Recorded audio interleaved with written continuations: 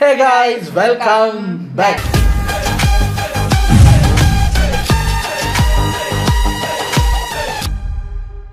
இன்னைக்கு நம்ம பார்க்க போகிறது ஒரு பொலிட்டிக்கல் வீடியோ தான் ஃப்ரம் டுடே ட்ரெண்டிங் சேனல். நிறையா பேர் அந்த லூசாப்பா நீன்னு ஒரு சேனலில் இருந்து நம்ம ரியாக்ட் பண்ணிட்டு இருந்தோம்ல, நிறையா பேர் வந்து டுடே ட்ரெண்டிங்கில் மிஸ் பண்ணிட்டீங்க, செமையாக இருக்குன்னா டுடே ட்ரெண்டிங் அந்த எடிட்டிங் எல்லாம் கொஞ்சம் நல்லா இருக்கும். யூஸ்வலாக மற்ற சேனல்ஸில் பார்க்குறத விட இவங்க செலக்ட் பண்ணுற கிளிப்ஸு அந்த பண்ணுற எடிட்டிங் எல்லாம் கொஞ்சம் இன்ட்ரெஸ்டிங்காகவே இருக்கும். ஸோ என்ன நடக்குது அப்படிங்கிறத பார்க்கலாம். சரி வாங்க. புஷ்பா படம் மாதிரி சோஃபாவில் லஞ்சம், விஜய் வெர்சஸ் உதயநிதி ஸ்டாலின் ட்ரால் அப்படின்னு போட்டிருக்காங்க. கொஞ்சம் இருங்க, என்ன சொல்ல போகிறேன். மிஸ்டி வந்து நேற்று ஒரு நியூஸ் பார்த்தாங்க. என்னென்னா அது ஒரு நியூஸாக வந்தது. சாதாரண கவர்மெண்ட் எம்ப்ளாயி மாதிரி வீட்டிலிருந்தே கேரியரில் சாப்பாடு கொண்டு வருகிறார் முதலமைச்சர் விஜய். சாப்பாடு கொண்டு வருகிறார், அப்படி சாப்பிடுகிறாருன்னா அந்த லஞ்ச், அதை பற்றி ஒரு வீடியோ பார்த்த மைண்டில் மிஸ்டி வாசிக்கிறாங்க. புஷ்பா படம் மாதிரி சோஃபாவில் லஞ்சா? ஏங்க அவர் சோஃபாவில் உட்காந்து லஞ்சு சாப்பிடக்கூடாதா? இது என்னங்க கொடூரமாக இருக்குது அப்படின்னு கொந்தளிக்கிறாரு. கண்ணை கழுவிட்டு பாரு, நல்லா லஞ்சம்னு போட்டிருக்கு. சரி வாங்க, இது ஒரு 10 minutes வீடியோங்கிறதுனால டக்குன்னு பார்த்துட்டு போயிடலாம். ரெடி. ஒரு புது சோஃபா போகுது. சோஃபா பின்னாடியே புது முதலமைச்சரும் அந்த வீட்டுக்கு போறாரு. புதுமையான ஆட்சின்னு சொன்னீங்க. இன்னைக்கு புஷ்பா பட பாணியில ஆட்சி நடந்துகிட்டு இருக்கு. நம்ம இளவரசர் உதய அவர்களே, நீங்க என்ன 90% ஜெயிச்சுட்டாங்க, சட்டசபையில உட்கார்ந்துட்டு இருக்கீங்க. கிளாஸ் எடுக்கிறதுக்கு ஒரு தகுதி வேணா? இந்த குடும்பம் இன்னைக்கு திருந்தாது. இந்த ஸ்பீச்சுக்கு அப்புறம் அங்க சட்டசபை கூட தலைமையிலான என்டிஏ கூட்டணியில போட்டியிட்ட ஒரு சட்டமன்ற உறுப்பினரை அந்த கட்சி தலைவருக்கே தெரியாம திருட்டுத்தனமாக ஏண்டா பார்த்தா கோவில் என்ன பேட் பேட்ஸ் சாரி மாமா. உமா சாரி கேட்பேன். இப்ப நான் சொல்றது ரொம்ப டீசென்ட்டான வெர்ஷன். டேய் ஏய்யா என்னடா பேச்சு பேசுறீங்க? உங்களை சொல்றேன். என்ன பேச்சு பேசுறீங்க? அவன் உட்காருங்க. மாண்பு உறுப்பினர் காமராஜ் உட்காருங்க. ஆமாடா என்ன ஏடா ஆமாடா மாண்பு உறுப்பினர் காமராஜ் உட்காருங்க.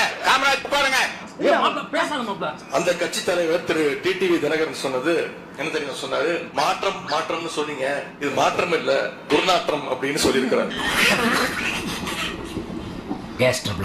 எல்லாருக்கும் வைரறி. அடுத்து நடந்த இன்சிடென்ட் தான் மிகப்பெரிய ஒரு ட்விஸ்ட். இல்ல நான் சொல்லி ஆவணம் இல்ல, நான் சொல்லுவேன். பிளவுபட்ட குரூப்ல இருக்கக்கூடிய ஒரு தலைவரோட வீட்டுக்கு ஒரு புது சோஃபா போகுது. சோஃபா பின்னாடியே புது முதலமைச்சரும் அந்த வீட்டுக்கு போறாரு.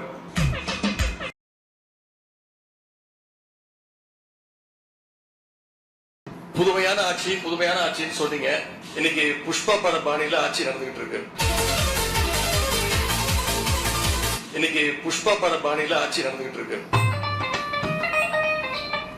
சொல்றதெல்லாம் உண்மையா? இதெல்லாம் எங்க படிச்சேன், எப்படி தெரிஞ்சுக்கிட்டேன்? அதாவது அந்த இப்போ ஒரு அமௌண்ட் கொடுக்கணும் அப்படின்னா அது எப்படின்னா சோஃபாக்குள்ள அந்த காசெல்லாம் வச்சு, புஷ்பா படத்தில் அப்படித்தான். அவருக்கு ஒரு சோஃபா பார்சல் அப்படின்னா சோஃபா போனோடனே ஹீரோக்கு சாதகமாக எல்லாம் நடக்கும். ஸோ அந்த ஒரு கட்சி ஆஃபீஸுக்கு சோஃபா போயிருக்கு. அதுக்கப்புறம் அவங்கள மீட் பண்ணதுக்கு இவர் போகிறாரு. ஏன் சார் கொடுக்கணும்னு முடிவாயிட்டா இப்படியா கொடுப்பாங்க? தெரியுற மாதிரி ரிப்போர்ட்டர்ஸ் எல்லாம் வர வச்சு சோஃபாவை ஒரு 4 பேரை வச்சு தூக்கிட்டு போக வச்சு, என்ன சார் நீங்க கமுக்கமா கொடுக்க தெரியாது? யோசிக்க மாட்டீங்களா?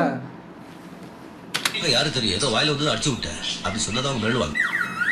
இத பார்த்துட்டு மக்கள் இன்னைக்கு என்ன தெரியுமா கேக்குறாங்க? சேஞ்சுன்னு சொன்னீங்களே, இந்த சேஞ்சுக்கு பின்னாடி மிகப்பெரிய எக்ஸ்சேஞ்ச் இருக்கோ? யாரு கேட்டது? இப்போ ஒருத்தங்க ஸ்டாலின் ஐயாவில இருந்து இவர்ல இருந்து நிறைய பேரை தான் சொல்றாங்க, மக்களுக்கு இப்பதான் புரிய ஆரம்பிக்குது, கேட்குறாங்கன்னா எங்கடா இருந்து கேட்குறீங்க? யாருப்பா அது கிரவுடு அப்படிங்கிற மாதிரி தான். யாரு ஒருவேளை நம்ம கண்ணில் தான் படலையோ? எனக்கு இவங்க வந்து அந்த மக்களுக்கு புரிஞ்சு போச்சு, மக்கள் இப்போ கேட்குறாங்கன்னு மக்கள்னு சொல்லும்போது எனக்கு காஞ்சனா படத்தில் ஒரு டயலாக், ஒரு காமெடி ஞாபகம்.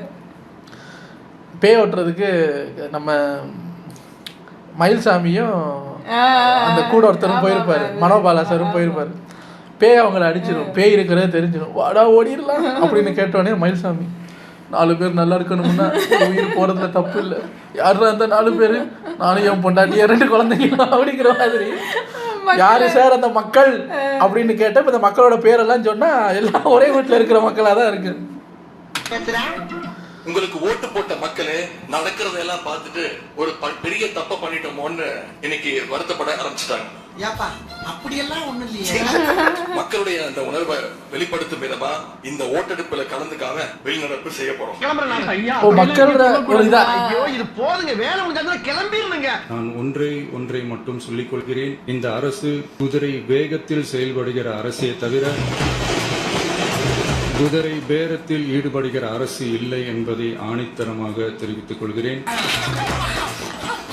அது இப்படி தாட்டு போடுன்னு கத்துனா நாங்க அவமானப்பட்டுருவோமா? இதுல சார் நடுவில் எந்திரிச்சு இதுதான் உங்க கிளீன் கவர்மெண்டோடைய லட்சணமானு மக்கள் கேட்க ஆரம்பிச்சிட்டாங்க. எப்படா ஐயா இதுதான் உங்க நீங்க அரசாங்கம் நடத்துற லட்சணமா? எத்தனை நாள் நடத்துறீங்க? 10 நாள். 10 நாளா? அவரு 10 நாள்ல அப்படி என்ன தெரிஞ்சிருச்சு உங்களுக்கு? நேரம் பார்க்க போயிட்டு வந்து இருந்தாரு. அவர் 10 நாள் அலைஞ்சு ஈடுபட்டு இந்த பதவியை கொடுத்துருக்காங்க. அதுக்குள்ள இவங்களுக்கு ஒரு அட்லீஸ்ட் எங்க நீங்க பதவி ஏற்று 1 மாசம் நாங்க பாத்துக்கிட்டே இருக்கோம். 1 மாசமா என்ன நடக்குது, இதான் அவங்க ஆட்சியோட லட்சணமான்னு கேள்வி கேட்டா கூட 1 மாசமா ஃபாலோ பண்ணியிருக்காருயா. அப்ப சரியா தான் இருக்கும். 10 நாள் கூட முழுசா முடியலையே சார். அதுக்குள்ள மக்கள் புரிஞ்சுக்கிட்டாங்க. மக்கள் இப்படி சொல்றாங்க, சோஃபா போகுது, அது போகுது, எல்லா இடத்துலயும் அது நடக்கத்தான் செய்யுது சார். இவர் கொடுத்தாரு கொடுக்கல நான் சொல்ல வரல. இவர் சோஃபாவா கொடுத்தா பல பேர் வண்டியா கொடுக்குறாங்க. என்ன பண்றது, பெரிய வண்டி அது. மாபெரும் சபையில் நீ நடந்தால் உனக்கு மாலைகள் விழ வேண்டும். வீண் புகழாரம் வேண்டாம்.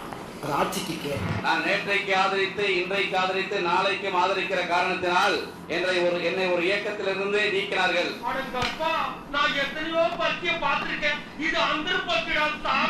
தமிழ்நாட்டு மக்களை காப்பாற்ற இருக்கிற நம்முடைய முதலமைச்சர் என்னை மட்டும் காப்பாற்றாமல் விட்டு விடுவாரா என்னுடைய நோக்கத்தை இந்த நேரத்தில் நான் தெரிவித்துக் கொள்ள கடமைப்பட்டிருக்கிறேன். எப்படி வேணாலும் சிரிச்சிட்டு போட்டு அது வேற. என்னை ஒரு அடிமையா சேர்த்தீங்களா?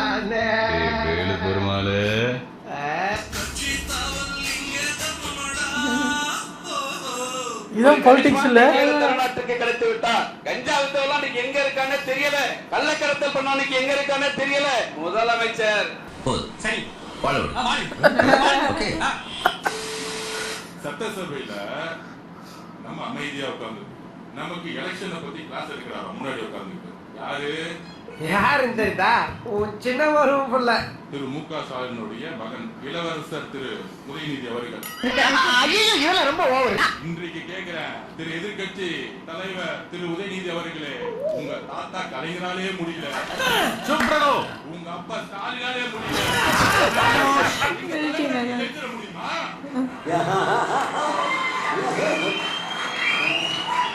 நம்ம கிட்ட கிளாஸ் எடுக்கிறாரு தேர்தல் அரசியல் பத்தி சட்டசபையில வந்து.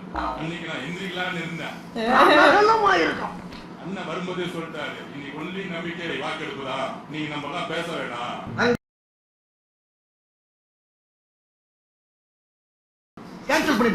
நம்மள பார்த்து பயந்துட்டாங்க.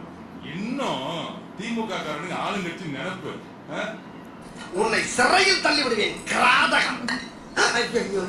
நானே சிறையில் தான் சொல்றாரு நம்ம கிட்ட. நீங்க 35% ஓட்டு எடுத்துக்கீங்க, மக்கள் உங்களுக்கு 65% இருக்கிறாங்க. நம்ம இளவரசர் உதய அவர்களே, நீங்க என்ன 90% ஜெயிச்சுட்டாங்க, சட்டசபையில உட்கார்ந்துட்டு இருக்கீங்க. அப்படியா சொன்னா? இதை விட கேவலமா ஒன்று சொன்னா, கிளாஸ் எடுக்கிறதுக்கு ஒரு தகுதி வேணா சொல்லட்டுமா? உங்க சொந்த அப்பா குளத்தூர்ல தோத்துட்டாங்க உட்கார்ந்துட்டு இருக்காரு. அவரு பாவம் தோத்துட்டோமே, 134 தொகுதியிலும் போய் வெற்றி பெறணும்னு போயிட்டு வந்தேன். கடைசியில குளத்தூர்ல தோத்துட்டான்னு உங்க அப்பா உட்கார்ந்துட்டு இருக்கும்போது பஞ்சாயத்து போட்டு டிவி நோடுற மாதிரி ஒரே வாரம் பூரா அதையே பிடிச்சு நோடுறீங்களா? ஐயா, 2006ல உங்க தாத்தா கலைஞர் அவர்கள் இருக்காரு, கலைஞர் கருணாநிதி அவர்கள். என்னையத்தானே திட்டு சொன்னேன். என்னையே திட்டு சொன்ன 3 தலைமுறைக்கு முன்னால செத்து போன கிளவியெல்லாம் விட்டு கிழிக்கிற. இந்த வீடியோ கிளிப்பிங் நீங்க பாப்பீங்களா தெரியல. மறுபடிக்குரிய பிரகாஷ் ராஜ் சார் ஆயிடுச்சலாம். உங்க மீது பெரிய மதிப்பு இருக்கு. இருந்தாலும் ஒன்று சொல்லிக்கிறேன், டிரைவர் பையனா எம்எல்ஏ ஆக்குவியா? அப்படிங்களா? முதலமைச்சர் பையன் துணை முதலமைச்சர் ஆகும்போது டிரைவர் பையன் எம்எல்ஏ ஆகக்கூடாதா? चीटिंग करता है तू, चीटिंग करता है तू. குடிமக்கள்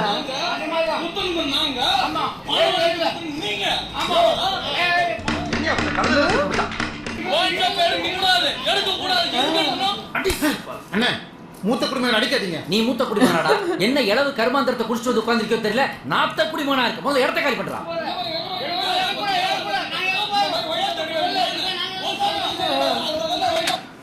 கடை முன்னா நாங்கள் எங்கே போனோம்? கடை முன்னா வீட்டுக்கு போங்க எல்லாரும்.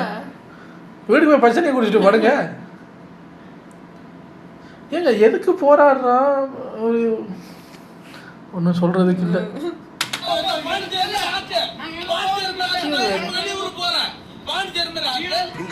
பாண்டிச்சேரி மாதிரி ஆக்கட்டான். மறுபடியும் பிராந்தி பீர்னு எதிர்பார்த்த அவன் சிங்கப்பூர் மாதிரி மாற்றுங்க சார், அதை கொண்டு வாங்க சார், இதை கொண்டு வாங்க சார், க்ளீன் இண்டியா அப்படி இப்படின்னு முக்கிட்டு இருக்காங்க. பாண்டிச்சேரி மாதிரி ஆக்கட்டான்.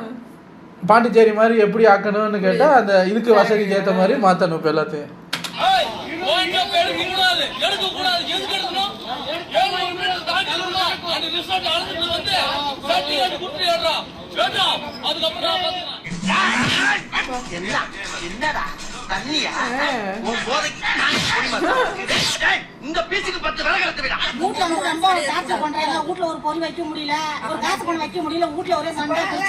தண்ணி அடிக்கிற பழக்கம் சந்தோஷப்படுறாங்க.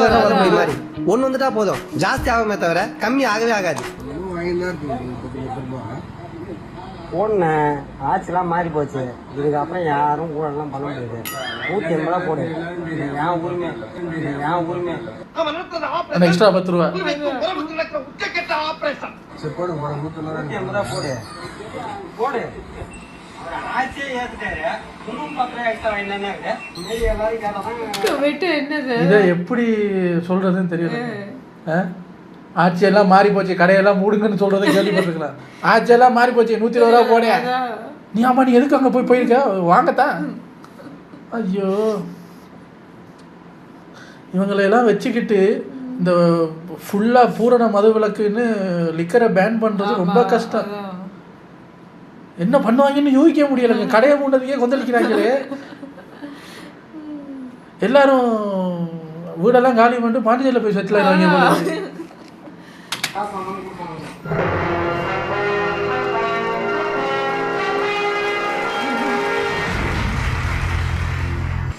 அனௌன்ஸ்மெண்ட்டே இல்லாமல் பண்ணிக்கிறாங்க. இல்லைன்னா வாங்கினா எத்தனை நாளைக்கு எவ்வளோ கவலைப்படுறாரு? அங்கேயும் கடை க்ளோஸ், அங்கே க்ளோஸ் ஆகிடுதுன்னு இங்கே வந்தேன். இங்கேயும் க்ளோஸ் ஆகிடுது. இன்னைக்கு ஒரு நாள் போதை இல்லாமல் தெளிவாக இருங்கள.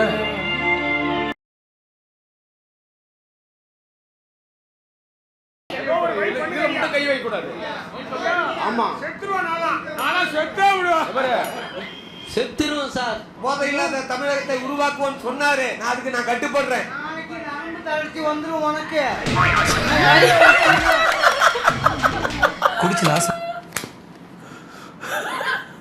அதில் ஒருத்தர் இன்னைக்கு சரக்கு கிடைக்கல, போதை இல்லாமல் தெளிவா போதை இல்லை தமிழகத்தை உருவாக்குவோன்னு சொன்னார், அதுக்கு நான் கட்டுப்படுறேன் அப்படின்னு. ஆகா, சங்கத்தில் தோத்த போறாரு. காலையில நரம்பு தலைச்சி வந்துருமுடா, பேசாம இரு. போங்க போங்க. ரொம்ப தேங்க்ஸ் பாவாடி. கை உதறான். காலையில ஒரு 12 மணினா கையெல்லாம் இழுத்துடும் சாமி. முடியும் நினைத்தா முடியும், முடியாதுன்னு நினைத்தா எதுவுமே முடியாது. வரல, இன்னும் 10 நிமிஷம் தான் டைம். அதுக்கப்புறம் வரல அப்படின்னாக்க கடை உடைக்கப்படும். கடை உடைக்கப்படும். நிச்சயமா விஜய் பாப்பாரு. நானாவது மூடத்தானே சொன்னேன், நீங்க உடைச்சிருவாங்க. 10 நிமிஷத்துல உடைக்க சொல்லு, வசதியா போச்சு. கேச தூக்கி அவங்க மேல போடு, கடையை உடைச்சிருங்க சார். செய்யப்படும். பேசாம ஏன்டா போய் எமோஷன் ஆற? நீ ஏன் எமோஷன் ஆற? நீ போட்டு தள்ளிடுவேன். 10,561 உடைக்கப்படும். எந்த போலீஸா இருந்தாலும் யாரும் கேட்கக்கூடாது. ஆனா நான் ஒரே 10 நிமிஷம் டைம். இவன் தான் கூட்டு போவான். போலீஸ் எல்லாம் இப்படி நிக்க. 10 நிமிஷமா ஆட்சி கழியும். அதுல கை வச்சா வச்சுக்க, ஆட்சி கழியும். நான் சொல்றேன். 1000 பேர் சாவுவானா அந்த சாவு காரணம் யாரு? கொஞ்சம் ஏஞ்சி அப்படி போக சொல்லுங்க. இல்ல நான் கூட அந்த சாவுக்கு காரணம் நீங்க தான். உங்க அடிக்ஷனுக்காக நீங்க செத்தாலாம் ஆட்சி இதாயிருமா? அப்படி கலைஞ்சாலும் பரவாயில்ல, இந்த நல்ல விஷயத்தை செஞ்சுட்டு. அதான் ஏங்க நீங்க எல்லாம் சேர்ந்து இப்போ நீங்க தான் இங்க டிசைடிங் ஃபேக்டர். மற்ற குடிக்காம இருக்கிறவங்க எல்லாம் வந்து முட்டா பயலுங்க. நீங்க தான் குடிமகன்களா? ஐயோ ரொம்ப இரிட்டேட் பண்றாங்கல்ல. அங்க போய் நிக்கிறேன் மேடம். சத்தியமா உட்கார எனக்கு பிடிக்கல. மூடாதீங்க, அவ்வளவுதான் நாங்க சொல்லுவோம். முடிஞ்சா உங்களால சரக்கு விலையை கம்மி பண்ண முடியுமா அதை மட்டும் பாருங்க.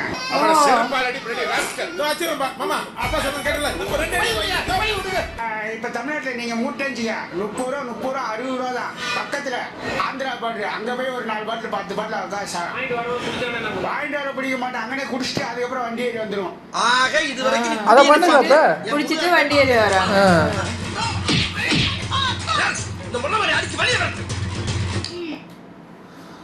இவங்க தனி போராட்டம் பண்ணிட்டு இருக்காங்க.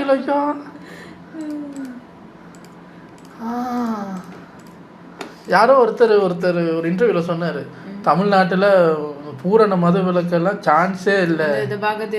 இப்போ இதை பார்க்கும்போது அப்போ நான் சிரிச்சேன், என்ன சார் சான்ஸே இல்லையா, ஏன் பண்ண முடியாதான்னு. இப்போ பார்க்கும்போது ஆமா இவங்க இப்போ சிரிச்சு பேசிக்கிட்டு இருக்காங்களா, இதுவே ஒரு 3 நாள் தொடர்ந்து கிடைக்கல அப்படின்னா ஏதாவது பண்ண ஆரம்பிச்சிருவாங்க. பாருங்க எதை கொண்டு எதோட சேர்க்குறாருன்னு. அந்த கத்தி படத்தில் நம்மளை யாருமே கண்டுக்க மாட்டேங்கிறாங்க தம்பி, நம்ம தண்ணி பிரச்சனையை நாங்கள் வேணா ஒரு 4 விவசாயிங்க சூசைட் பண்ணிக்கிறோம் அப்படின்னு அவங்க அதுக்கு சூசைட் பண்ணாங்க. மிரட்டுறாங்க பாரு, அதுவும் 4 பேர் இல்லையா, நாங்கள் 1000 பேர் ஏதாவது பண்ணிக்கிட்டோம்னா ஆட்சி கிளைய. ஐயா என்ன சார் சிஎம்முக்கு புது பிரச்சனை கிளம்பி இருக்கு.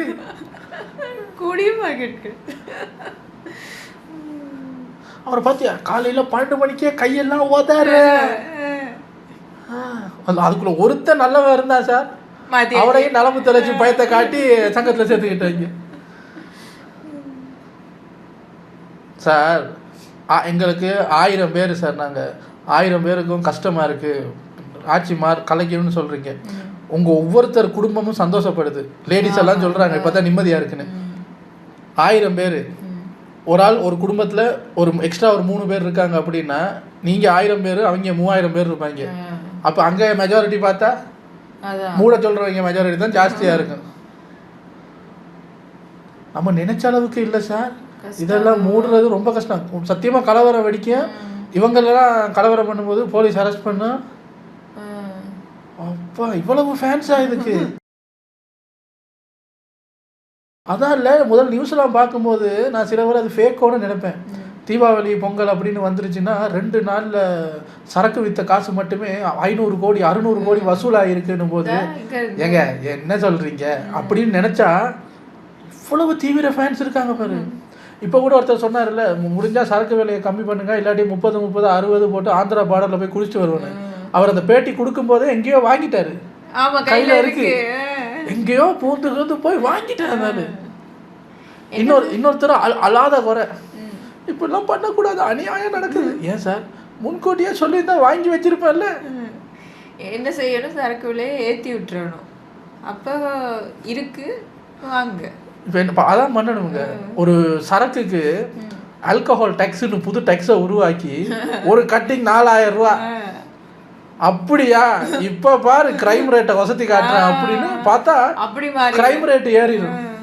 அப்படி யோசிச்சா இப்படி வரும்ல. ஐயா இதுக்கு ஒரு தீர்வே கிடைக்காதா? உதயநிதி சார்லாம் கூட எதிர்கட்சியில் இருந்துக்கிட்டு அவரையெல்லாம் டேக்கிள் பண்ணிடலாம். இவங்கெல்லாம் தான் டேக்கிள் பண்ண, இவங்க தான் சார் முதல் டேஞ்சரு. அவரெல்லாம் பாவம், அவரெல்லாம் அப்புறம் டீல் பண்ணிக்கலாம். முதல் இவங்கள பாருங்க. எப்பா உங்களை அடுத்த வீடியோவில் வந்து சந்திக்கிறேன். Bye.